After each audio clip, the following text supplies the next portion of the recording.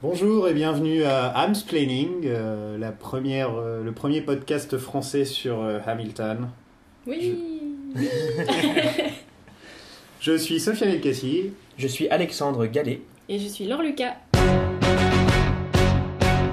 Alors on va commencer par parler de comment on a découvert Hamilton déjà. Et de qui on est peut-être.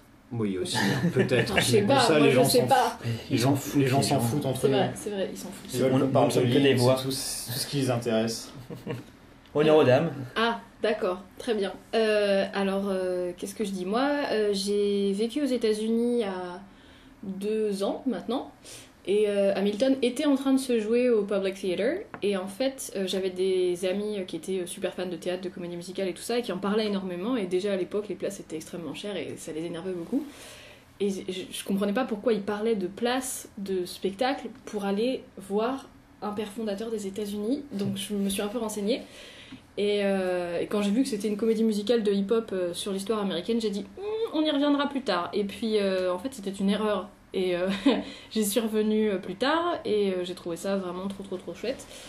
Et voilà, et depuis ça fait un peu plus d'1 an et voilà, et c'est trop bien. Et depuis j'écoute ça beaucoup, très régulièrement.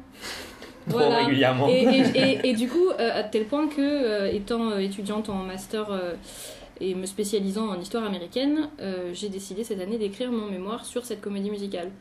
Donc je pense que je serai le plus souvent celle en train de dire non, historiquement c'est pas vrai. Et voilà, je vais être très chiante, je suis désolée. Alors moi c'est Alexandre Gallet, donc j'ai découvert Hamilton parce que j'étais dans une école de comédie musicale à Paris. Et je m'intéressais du coup énormément à tout ce qui était comédie musicale américaine, anglaise, etc. Et j'avais entendu parler d'Hamilton sur les réseaux sociaux, justement anglophones qui arrêtaient pas de parler d'Hamilton. Et ça me faisait un petit peu peur de lier la comédie musicale avec le rap et le hip-hop, en fait. Même si on faisait beaucoup ça avec le rock, on avait commencé à faire ça avec le rock. Le fait de le mêler avec le rap et de parler de l'histoire des États-Unis comme ça me faisait un peu flipper. Mais après, j'ai quand même écouté Histoire 2 et dès que j'ai écouté, j'ai dit bon, j'achète tout de suite l'album. Et depuis, c'est une grande histoire d'amour. Ah, c'était tout de suite. Parce que les gens, il leur faut quelques chansons avant de se... Non, dès que j'ai entendu les 2 premières musiques, je me suis dit ok, en fait, c'est du lourd. Ouais, c'est pareil. Sauf que moi, la première que j'ai entendue, c'est la dernière chanson de la comédie musicale en fait. C'est Who Lives, Who Dies, Who Tells You Stories. Ah, spoiler alors. Désolée. Il faut dire le premier morceau, c'est le spoiler à la Mais oui, mais du coup, moi, je savais pas vraiment trop ce qui se passait dans l'histoire et Ils je sont tombe tous là-dessus. Mais non, j'étais là genre d'accord, donc c'est la fin, tout le monde est mort, c'est super. Et mais en fait, j'ai trouvé ça tellement C'est magnifique. très déprimant la fin. Ouais, mais c'est beau. Oui, mais c'est super déprimant. Je me rappelle la première fois. Bon, on n'est pas sur le sujet.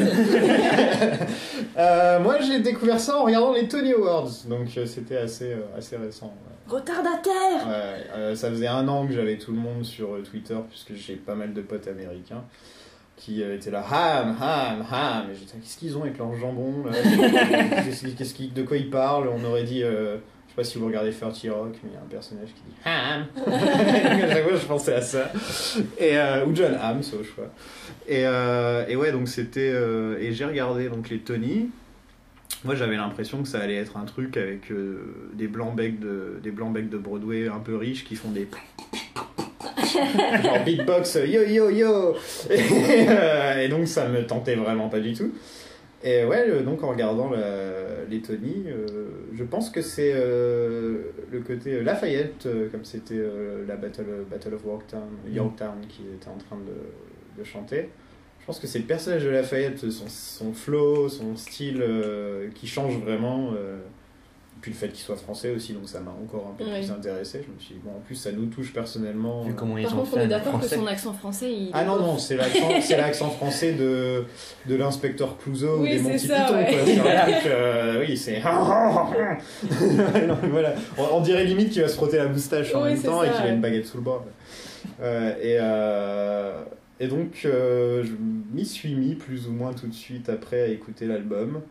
Et en plus, je suis arrivé à New York, vu que j'étais aux États-Unis quand j'ai regardé les Tony. Je suis arrivé à New York et je me suis retrouvé dans un hôtel qui avait la fenêtre qui donnait sur le théâtre. C'est beau. Complètement Donc, par hasard, évidemment. Oui. Mais tout à fait. Mais le pire, c'est que c'est vraiment ça. J'ouvre la fenêtre et je fais. Tu sais, je reconnaissais les logos là, enfin les silhouettes, tu vois, on le voit bien. Et surtout le fait qu'il y avait une file d'attente pas possible et des gens, beaucoup de jeunes filles. Totalement fanatique. Totalement fanatiques. Je me suis dit quoi, les Beatles sont revenus, mais non. et voilà quoi. Donc c'est comme ça que je me suis retrouvé. Mais franchement, le mélange. J'adore l'histoire américaine. J'ai grandi avec le hip-hop des années 90. Donc forcément, je pense que c'était un peu fait pour que j'aime bien quand même. Voilà. C'est clair. C'est clair. Moi, j'adore aussi l'histoire américaine et je me suis l'année dernière spécialisée dans la littérature afro-américaine.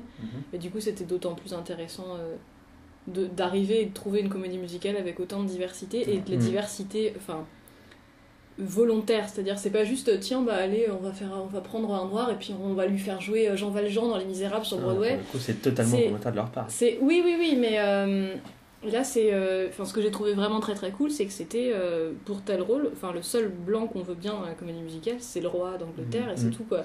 Et je trouve ça chouette, franchement je trouve ça. Il y a des gens qui ont lancé un débat, je sais pas si je. Ah oui, dès le début. Si vous avez vu l'article, il y a un article vraiment qui explique que c'est problématique que les pères fondateurs, notamment Washington et Jefferson, qui avaient des esclaves, soient joués par des Afro-Américains, et que le mec qui défend les esclaves soit joué par un blanc, parce qu'il faut pas oublier que Lynn est latino, mais il est blanc. Ouais. Je veux dire, faut le savoir. Ouais. Surtout quand on le voit, c'est pas un truc qui saute aux yeux forcément tout de suite. Ouais, mais il est pas le seul à défendre les esclaves. Le vrai abolitionniste, c'était Lawrence, et il est pas joué par un blanc. Mais il y a toute la scène, je crois que c'est la battle où il est en train de lui dire We know who's really doing the planting. Ouais, c'est la qui est génial. Ouais. Jefferson s'en prend plein la gueule. Mais le fait qu'il y a des gens qui ont été gênés par ça, et c'est des Afro-Américains d'ailleurs qui ont écrit cet article. Ouais. Donc, ça se comprend, ouais. Ça se comprend, mais en même temps, je pense, en fait, ce qu'ils ont voulu dire, c'est que les rôles sont pas écrits spécifiquement pour un noir, un asiatique, un machin, c'est écrit pour un non-blanc. Et ça veut dire que le rôle de Hamilton, il est aussi écrit pour un non-blanc. Là, par exemple, il est joué tous les dimanches par Malcolm Oye, qui est noir. Donc c'est effectivement, si tu tombes sur une représentation où Jefferson est joué par un noir et Hamilton est joué par une personne blanche en apparence, ça peut faire bizarre, mais en soi la comédie musicale, elle est écrite pour que des non blancs. Et donc je veux bien comprendre que sur scène ça fasse bizarre, mais vu que sur le papier c'est pas la démarche, ça se défend, mais c'est pas forcément recevable à 100%, je trouve. Ouais. Mais bon, c'est mon avis. Hein. Donc ce qu'on va faire dans le podcast, c'est d'analyser à peu près toutes les chansons. Donc ça va durer... ça va prendre du temps. Mais on fera parfois 2-3 chansons par épisode. Non, on va pas non plus... Et donc on va commencer avec... On va commencer par la dernière. Voilà. Alexander Hamilton. Voilà, donc... est-ce que vous trouvez que c'est une bonne intro ? Oui. Ouais, c'est pas mal. Toi qui connais, Alexandre, beaucoup de comédies musicales, est-ce que c'est une des meilleures intros de comédie musicale ? C'est surtout que, contrairement aux comédies musicales, on va dire, habituelles de Broadway et de West End, etc., l'ouverture n'existe pas. L'ouverture, c'est les 7 notes qu'on entend au début. Il n'y a absolument pas d'ouverture comme les autres comédies musicales habituelles de Broadway, comédies musicales américaines, quoi. Ouais. Donc à partir de là, on voit directement le spectateur doit être directement accroché par le premier morceau. Ouais. Et je trouve que ça fait un très très bon boulot à présenter presque toute l'histoire, tous les personnages, tout. Et ça, je pense que c'est presque toutes les comédies musicales de Broadway qui font ça à peu près, présenter des personnages comme ça. Ah non, absolument pas. Non, vraiment ? Absolument pas. C'est plus vers la moitié de la comédie où ils se réunissent tous pour refaire le medley, je sais plus comment ça s'appelle. Oui, le morceau avant l'entracte. Voilà, il y a sinon pas ils font pas... c'est très rare qu'il y ait un... là, ça me fait penser à certaines pièces de théâtre antiques, justement, où il y avait une personne qui présentait quels étaient les personnages, etc. Là, on est un peu préparé pour le premier morceau. Parce que là, ils racontent même, ils montent même Donc Aaron Burr, le narrateur, arrive et dit, et moi je lui ai tiré dessus, quoi. Donc, ouais, mais ça justement c'est très très typique de la tragédie grecque où Ouais. il t'annonce dès le départ comment ça va terminer. C'est ça. Ou enfin de la tragédie classique, pareil Ouais. dans Roméo et Juliette, pareil dans plein d'autres choses, mais ça j'ai tout de suite l'étudiant de littérature en moi a fait c'est comme dans et voilà et non mais c'est super intéressant aussi, c'est que c'est vachement condensé en fait. Il raconte les 15-20 premières Ouais, années de la vie pourtant, il y a de d'Hamilton quoi en 3 raconter. minutes. Il y a de Et quoi il y a raconter. vraiment. Là, je suis en train de lire sa biographie, c'est 60 pages quoi. Il est. Son enfance, c'est tragédie après tragédie après tragédie. Ouais, c'est clair. Bah, tu pouvais écrire une comédie Bah, musicale ils en sur parlent, les 10 premières années. ils en de sa parlent en vie. 2 secondes, son cousin qui se suicide, machin, mais quand tu y réfléchis un peu, tu te dis waouh, il aurait Ouais. pu faire une chanson par sujet, quoi. C'est clair. Et Vraiment. ce qui est chouette aussi, c'est que tout est, pour le coup, à peu près tout, il me semble, est vraiment correct. C'est-à-dire, enfin, la suite des événements, ça s'est vraiment passé comme ça. Et c'est le début de sa vie est presque plus palpitant que ce qui s'est passé après par la suite. En Ouais. fait, c'est tellement, c'est complètement abracadabrant. Le nombre de trucs qui lui arrivent, le mec il meurt dans les bras de sa mère, après il va chez son cousin, deux mois après son cousin il se suicide, après il se retrouve en plein procès avec l'ex-mari de sa Ah oui, il y mère. a ça aussi. Et il y a aussi le fait que tous les gens, plus ou moins de la ville, qui ont décidé de se réunir et de lui donner une bourse. Quoi. Ouais, ça, de c'est, dire, allez, on va ouais. l'envoyer, on va aller l'envoyer sur la terre promise. Je trouve ça, c'est un truc, ça existe. Enfin, faut vraiment qu'il sorte du lot, le Ouais. mec. Bah, il est sorti du lot en écrivant. Ouais, en fait. il a fait des poèmes, il a c'est écrit, ça ouais, il a écrit des poèmes et en fait il a écrit un texte sur l'ouragan qui avait frappé son île. Et le texte a tellement ému les gens que les gens lui ont envoyé de l'argent en fait. Ils se sont dit mais attendez, c'est un petit prodige celui-là, il écrit vraiment super bien. Il faut qu'on l'envoie étudier Ah ouais. aux États-Unis. Donc c'est comme ça qu'il s'est retrouvé à New York. Donc il n'était pas complètement débile. Et il y a un truc que je trouve super chouette. Il y a un moment dans la chanson où ils disent Took a book collection just to send it to the mainland. En fait, dans sa biographie, j'ai lu que à la suite de la mort de sa mère était en procès donc avec son ex-mari. En fait, son père était pas marié à sa mère quand ils l'ont Ouais. eu. Oui, c'est un bâtard. C'est pour ça qu'ils disent voilà. Horson. Ouais. Ça c'était d'ailleurs ce qui n'était pas vrai, mais c'était très souvent utilisé par les détracteurs d'Hamilton, même beaucoup plus tard dans sa vie. Non, le pire, c'était Son of a Scotsman. Je suis désolé, Horrible. mais quelle insulte. Le pauvre. J'aime bien, c'est qu'ils lui sortent une liste de plein de trucs et ça finit toujours par C'est ça. Son of a Scotsman. C'est scandaleux. Et donc dans le procès qui a suivi toutes les histoires légales qui ont suivi la mort de sa mère, en fait, il a pour que lui il arrive à hériter quand même de quelque chose, parce que sa mère elle avait un petit peu d'argent et il se retrouvait vraiment sans rien parce que c'était l'ex-mari qui voulait récupérer tout l'argent qu'avait la mère. La seule chose qu'il a réussi à récupérer de son enfance et de sa mère, c'est les livres. Il n'a pas touché d'argent du tout, juste les livres, et du coup il s'en est jamais séparé. Et je trouve ça franchement chouette. Ouais, c'est. J'ai hérité de 3 VHS, moi. C'est bien aussi. Et qu'est-ce qu'on pourrait dire d'autre sur cette chanson déjà? Niveau musical, tiens, alors.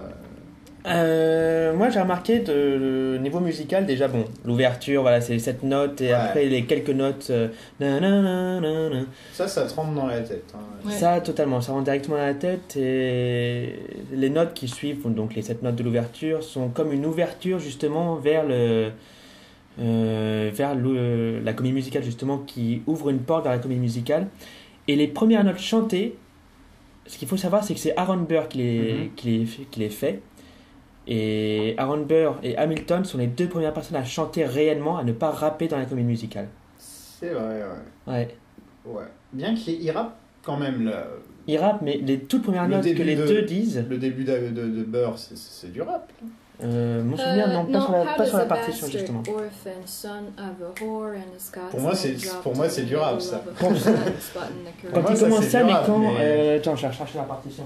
C'est à partir du moment où Hamilton a chanté son nom. Est-ce que c'est Une fois que tout le monde a chanté- Burr qui s'énerve, qui dit Now the world gathers around, they said it's- C'est ça. Ouais, ça c'est J'a- Burr. Exactement. J'adore comme de toute façon ce mec il a une voix enfin Tout est il rappé. le vend vraiment bien Ouais, quoi. ouais.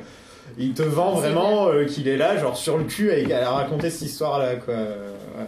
Tout est rappé au début jusqu'à justement ce que Birdies, while the world got Ouais, around, voilà. they said this kid is insane. Voilà, pour man. moi, c'est Ouais, là que ça c'est ça. commence à chanter. Ouais. Exactement. Et après, Sauf le nom d'Alexander Hamilton avant Voilà, ça, où il fait Alexander Hamilton. où tout le monde est Ah, obligé c'est après. de faire une pause C'est pour après, applaudir.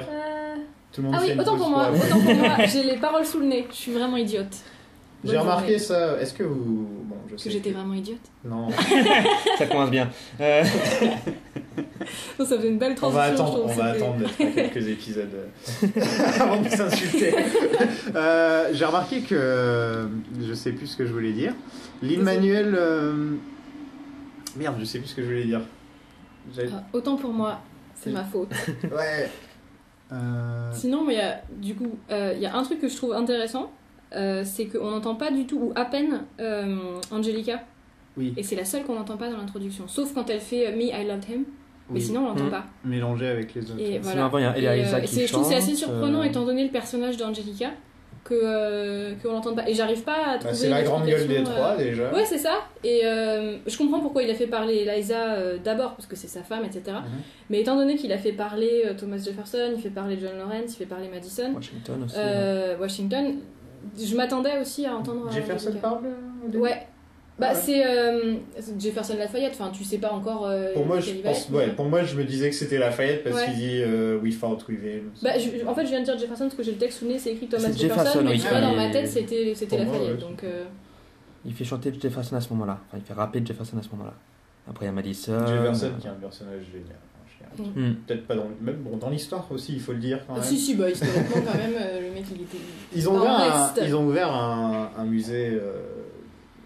Je crois que je sais pas si ça se focalise que sur l'esclavage, mais en tout cas, il y a une Sur les- il y a une ouais. statue de Thomas Jefferson avec derrière toutes les briques, avec des tonnes de briques avec le nom des esclaves qu'il a eu. Ah, putain, c'est génial.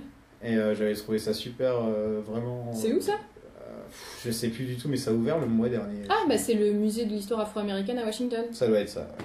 Voilà. J'avais juste vu la photo de Jefferson et je me suis dit, wow. Ah, c'est trop cool, je savais pas qu'il y avait ça. Ah, ils font quand même.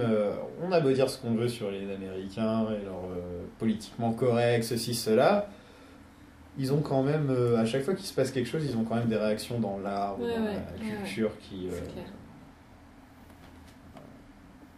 C'est clair. Et j'avais pensé à un autre truc qui était intéressant. Oui, à la fin, quand les personnages annoncent ce qu'ils ont fait, où ils disent We fought for him, me, I died for him, me, I trusted him, blablabla.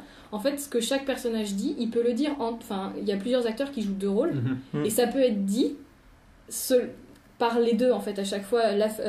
Lafayette et Mulligan qui disent We fought with him. Ça peut marcher, genre on s'est battu à ses côtés, mais si c'est Madison et Jefferson, c'est on s'est battu Oui. contre lui. Mhm. Lawrence qui dit Me, I died for him, il est effectivement Son fils aussi. Son fils Mhm. aussi. Enfin, pour son honneur. Et voilà. Et bon, Washington, Ça, il c'est- est Washington tout le long. Il y a peut-être mais, que Peggy, hein, la pauvre Peggy. mais apparemment, Peggy, il écrivait beaucoup à Peggy, en fait. Surtout avant, au moment où il était en train d'essayer On de va pas séduire. parler de Peggy, on n'aura pas Elise. le temps. Mais moi, je l'aime bien. J'ai envie que ça devienne une blague dans chaque épisode et fait on peut parler de Peggy maintenant. Non, je suis Non. désolé, on a plus le temps. Là. Très bien, mais je veux bien être la personne qui remettra Peggy sur le tapis à Ouais, chaque fois. à chaque fois, Peggy, ça reviendra sur le tapis, ce serait drôle. Mais elle était chouette. Bon, elle sert pas à grand chose dans la comédie musicale, c'est sûr, mais elle était Par chouette. contre, j'aime beaucoup Say No to This. Ouais. La voix quand elle part et tout. Waouh. Ouais. Hmm. Jasmine J'ai écouté Stevens une Jones. interview d'elle d'ailleurs, Ouais. sur un autre podcast d'Hamilton, mais américain donc ça compte pas. On les invitera un jour Et, d'ailleurs. oui, ils ont invité Lawrence aussi au dernier épisode, donc c'est intéressant franchement de. Et elle disait qu'elle avait jamais fait de comédie musicale avant. Mais elle est pas la seule. C'est pas la seule du tout, ouais. Donc c'est vraiment, ils lui ont dit vas-y pousse, fais la note. Après- You can stay. D'accord. Faut le faire quand même, je sais pas quoi, c'est pas un Ah, truc qui sort comme ça. clair. Non, non, c'est, je trouve que c'est elle qui a la voix la plus intéressante en fait, parce que elle a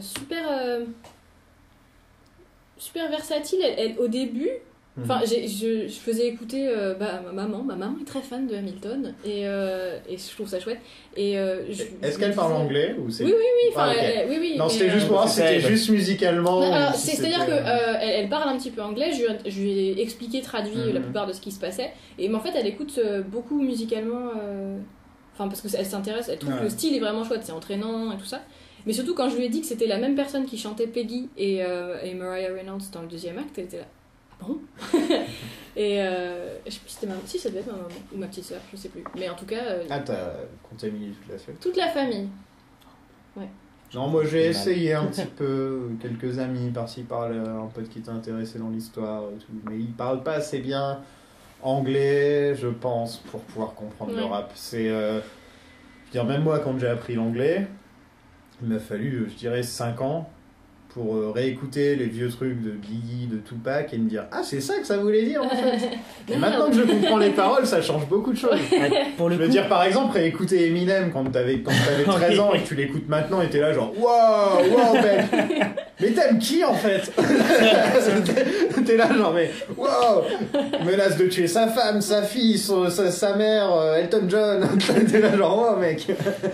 Et ouais donc c'est je pense que ça doit être très très drôle d'aller à Broadway, genre les gens qui sont allés à Broadway le premier soir et d'écouter un peu le public habituel de Broadway, écouter ça et découvrir ça, genre ça a dû être vraiment super drôle. Pour le coup, on en a du public habituel de Broadway juste là. Oui, devant mon ordi pour le coup. Ah bon?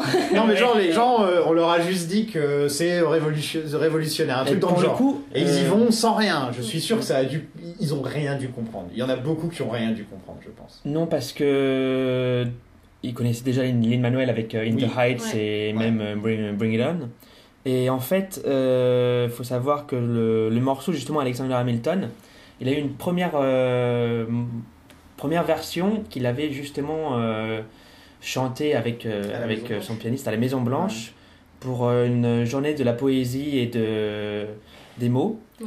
Et à la base, même les Obama avaient pris ça quasiment comme une blague. Tu l'entends quand tu regardes la vidéo, il y a beaucoup de rire. Exactement. Presque tout. Faut dire, Lin-Manuel à ce moment-là, il prenait ça par l'humour aussi. Il faut dire que c'est drôle, Hamilton. Il y a des moments où c'est très bien écrit, c'est très bien. Les battles entre Jefferson et Hamilton sont super drôles. Quoi. You don't have the vote. Enfin, c'est ces trucs-là, quoi. Non, mais voilà, quoi. Jefferson, j'adore à cause de ça. Et non, mais. Donc, ils étaient habitués, mais quand même. Ils n'étaient pas habitués encore à ce style-là. Ils n'ont pas l'oreille. Ils n'ont pas l'oreille, c'est pour ça, même Lin-Manuel disait que le premier morceau est là, justement, pour habituer l'oreille du spectateur dès le premier morceau. Ok, vous allez entendre du rap à Broadway. La musique, ça va aller parce que, elle est assez simple à entendre. C'est pas non plus des gros beats comme certains albums de rap ou de hip-hop. C'est gentil et c'est simple. Voilà. Franchement, je veux dire, c'est pas Guns N' Chips, quoi. Oui, voilà. Guns N' Chips, là, on est vraiment dans un truc où il faut que tu poses chaque mot pour dire qu'est-ce qu'il dit, là. Non, Alex Lacamoire, qui a arrangé la chose avec Lin-Manuel, qui était aussi sur In the Heights. Il a fait un boulot extraordinaire d'arrangement au final. Cet homme est un génie. Exactement. Alex Lacamoire, si tu nous écoutes, on te fait des bisous.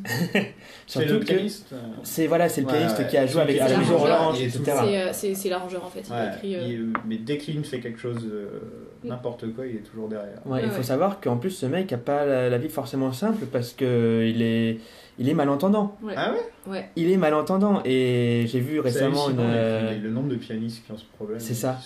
J'ai vu récemment une interview sur, je crois que c'était sur playpay.com ou un truc dans le genre ou broadway.com. Et il disait, ses parents disaient qu'ils étaient super fiers de leur fils parce que à la base c'était super mal parti quoi. Là ils peuvent quand même, le mec a gagné un Tony Award. Voilà. Je pense que tout s'est bien passé pour lui. C'est le remplaçant de Lynn qui est séropositif. J'avais vu une interview, je crois que chez Colbert, il était passé, je crois. Mais non seulement il est séropositif, mais en plus, pendant la première année de Hamilton, les représentations, les quelques premiers mois, il avait un cancer. Donc là, il est en rémission. Tous les jours, il venait et puis... Il venait, après il était juste le remplaçant, donc si tu veux, mais... il était là. Mais il faut quand même préparer le rôle, etc. Il y a quand même... c'est il clair. était dans l'ensemble d'ailleurs, je pense qu'il était dans l'ensemble. Oui. Non, lui il était pas dans l'ensemble. Ah ouais. Non. Lui c'était pas un swing, c'était vraiment juste le alternate, et du coup il était vraiment juste là pour remplacer quand Lynn était fatiguée ou le dimanche. Le dimanche c'était lui. Lynn, je l'avais vu sur le balcon par ma fenêtre. Et c'est ça aussi, j'ai l'impression que ça va être une blague quand j'ai vu Lynn Manuel. Il était avec Jennifer Lopez, c'est pour ça, je sais pas pourquoi je le repense d'un coup, mais je repense au fait que j'ai aussi vu Jennifer Lopez. Je m'en foutais complètement et je me suis dit c'est quand même marrant que je vois Jennifer Lopez et genre je suis là genre ouais c'est bon. Vas-y bouge le voir Lynn. Non c'est vraiment et donc je l'avais aussi vu lui ouais. Je sais plus son prénom. Javi, il s'appelle Javier Munoz. Je connais pas bien les noms des artistes, je les connais pas tous. Ils sont tous chouettes. Vraiment, tous. Bon, qu'est-ce qu'on a fait le tour de la première chanson ? Je suis en train de regarder, je crois qu'on est pas mal parti. Je réfléchis au fait, est-ce qu'il y a des références hip-hop, etc. C'est plus dans My Shot qu'il y a... il y a pas mal de références aussi dans Alexander Hamilton. Niveau comédie musicale, je sais qu'ils font référence justement à Oliver. Qui avait aussi une vie pourrie, hein. Sauf que Oliver, ils en ont fait une comédie musicale sur son enfance, et pour le coup, Alexander Hamilton, c'est un morceau. Je crois que c'était. Ah ouais, donc en fait, il a fait. The brother was ready to beg, steal, borrow and butter. Ça, c'est une référence à Oliver, justement. Ah ouais. Ouais. Et de toute façon, tout du long de la comédie musicale, ils font des références à d'autres comédies musicales. Ah oui, il y a et même à des chansons, des vieilles comptines comme ce que Washington dit, I'm the model of a modern general. Oui. Ça, c'est une petite comptine, je crois, un petit truc qui existe depuis super longtemps. Et moi j'ai un dernier truc que je voulais dire, qui est quand même... On parlera pas de Peggy pour la dernière fois. Non, ça va, c'est bon. En plus, pour le coup, elle a rien à venir faire dans ce que je veux dire, mais en fait, je sais pas si vous avez remarqué, mais tous les personnages ont une façon spécifique d'avoir leur nom chanté. Oui. Aaron Burr, ça. Voilà. Il y a Angelica, et il monte. Et quelle que soit la personne qui chante son instrument, Eliza il monte et il descend, et Hamilton c'est Alexander Hamilton. Oui, et en fait apparemment Lynn disait que quand il a commencé à écrire la comédie musicale, c'est tout de suite comme ça qu'il a entendu son nom. Il l'a entendu chanter tout de suite comme ça. Et il y a une seule personne qui dit pas son nom comme ça. C'est qui déjà ? Je me rappelle en plus. Attention. Non mais je m'en rappelle, je m'étais fait la remarque en écoutant. Un point pour celui qui trouve. C'est pas Burr ? Non. Washington il dit pas son nom ? Non, c'est pas Washington. C'est le roi ? Non. Bah non, il parle pas. Tous les personnages. C'est Angelica. Non, il parle de... c'est Angelica. Ah, c'est quand elle est énervée. Alexander. Non, mais elle a toujours. Ah oui. C'est toujours comme ça qu'elle le fait, ou même... Don't forget to ride. Voilà, c'est ça. Okay. Et à chaque fois, donc elle est la seule à pas dire son nom pareil. C'est fou ce que d'ailleurs, à chaque fois que j'ai des chansons dans la tête, c'est souvent des chansons de ces deux-là, de Angelica et Eliza, qui me reviennent dans la tête. Ça et Burr, c'est les trois qui me reviennent le plus... Normal. Ouais, qui est votre personnage préféré ? Tiens, vu qu'on en est à l'intro au début. Et ben moi c'est Eliza mon personnage préféré. Eliza, Work. Non mais même pas. En fait parce que. Ah le féminisme. Oui bon non mais même pas. En fait pendant très longtemps ça a vraiment été Angelica parce que je trouve qu'elle est super, elle a vachement de répondants et tout ça, mais au final la vraie héroïne de l'histoire, celle sans qui l'histoire là elle serait pas là, c'est Eliza. Est-ce que j'ai le droit de dire que j'ai limite versé une petite larme en écoutant la première fois et que pas que la première, on est d'accord. C'est ce que j'allais dire. Qu'elle parle de l'orphelinat et tout. Enfin, franchement, ça m'a. Mais oui. Très retournant. Oui. Le fait que ce soit elle qui, je trouve que c'est un choix de génie de Lynn. Que ce soit elle qui finisse la comédie musicale. On aurait pu être sûr à 200% que ça allait finir par Burr qui disait, qui fait son, je suis le méchant dans l'histoire et sortez les violons. Ouais, c'est bon, Aaron, hein, c'est bon. Flagellé. Surtout quand tu vois ce qu'il a fait après, on en reparlera un jour de ce qu'il a fait Aaron Burr. Est-ce que vous avez déjà vu à quoi il ressemble Aaron Burr? Parce qu'il a vraiment une bonne tête de perdant. Il ressemble à... Est-ce que vous avez déjà regardé Arrested Development? Ah non. Et il y a Tobias qui est un mec avec une moustache. Tu lui enlèves la moustache à Aaron Burr. Exactement, il a le nez et tout. Première fois que j'ai vu ça, j'ai fait waouh, c'est Tobias dans Arrested Development. Non, c'est pas Leslie. Leslie, il est beau gosse. Ouais. Et du coup, vous, alors, vos personnages préférés? À moi, je vais pas être sortir du lot, moi, ce serait Alexander Hamilton, justement. Ouais, mais ça se défend aussi. Hein. Bah oui, c'est pas étonnant que ça se défende, mais même, enfin, ça se partage avec Aaron Burr, franchement, les deux ont... Enfin, je comprends que Lin-Manuel a eu du mal à savoir s'il voulait jouer Aaron Burr ou Alexander Les Hamilton. deux faces d'une même pièce, à 200. C'est ça, totalement. Surtout que... Justement, moi, c'est Aaron Burr, mon personnage préféré, donc... Franchement, je le trouve il est facile. super intéressant. Il est extraordinaire. Déjà, au niveau des chansons, c'est lui qui a... C'est lui qui a les meilleures chansons. Voilà. De très loin. Il a la meilleure chanson à la Broadway. Limite la chanson de méchant Disney, là. Ouais. Tu sais, on pourrait l'imaginer dans un Disney, tu vois. En parlant de Disney, Mary Poppins, hein, faut pas oublier pour Lin-Manuel. Bah, Lin-Manuel, surtout, il a écrit la musique du prochain Disney. Hein. Ouais. Il a écrit la musique de... là aussi. Ouais.